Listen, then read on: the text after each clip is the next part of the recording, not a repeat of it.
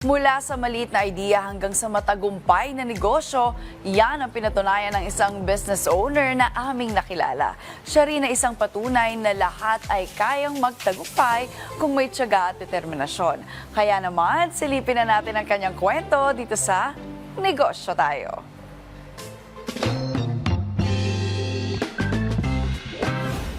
Dati po kasi akong OFW sa Singapore. Pero po ang trabaho ko po is visual artist. Nag-design po ng mga store, nag-renovate. More on retail po, mga damit, accessories. So yun po yung una kong plano na business. Kaso po yung pinagtatrabahuan ko, nag-venture din po sa food. So nakikita ko po yung difference nung sales nung retail at saka nung food business nila. Imbis na mag-retail business ako, nag-shift na rin po ako sa food business. Ang in-offer po namin parang daily meals para po sa mga estudyante, sa mga kapitbahay.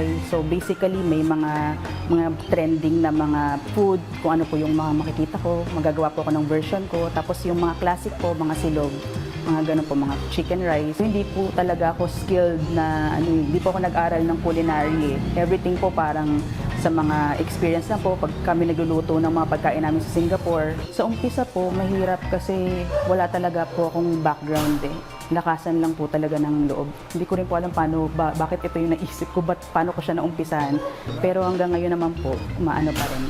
Tuloy-tuloy pa rin po yung business. So far po, okay naman po. Kasi after pandemic, medyo para kang nag-umpisa ulit eh. Kaya ngayon po, tumutuloy-tuloy na ulit. Bumabalik na po ulit yung dating ng mga tao. Daily basis po, ang dami pong mga competition. Kailangan mong maging creative. Paano ka maging relevant, lalo na sa mga bata, madaling magsawa. Pag kami nakitang bago, iiwan ka, huwag ka lang magsasara kasi pagkatapos magsasawa naman doon, babalik naman ulit sa'yo. Ang nanay ko po basically sa finances kasi accountant po yung nanay ko. So siya yung bala sa mga pera, marketing and mga pagluluto, pag-iisip ng menu, ako po. Tapos ang tatay ko po support ng sa amin dito. Pag maraming tao, tutulong siya. Pero basically po kaming tatlo yung nandito sa loob ng tindahan. Nung OFW ako, kahit po malaki yung sahod ko, hindi po ako nakakapag-invest hindi po ako nakakapag-ipon. Ngayon po, may mga nabibili na po ako ng mga sarili kong gamit. Yung nakikita ko na yung pera ko, dati kasi puro gastos-gastos lang. Ngayon, makikita mo yung investment mo, tapos lumalaki yung savings mo. Yun po yung difference.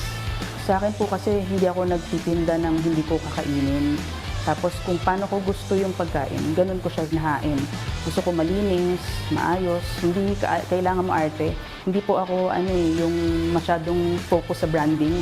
Ngayon po kasi puro branding, maganda, cute, maganda yung packaging.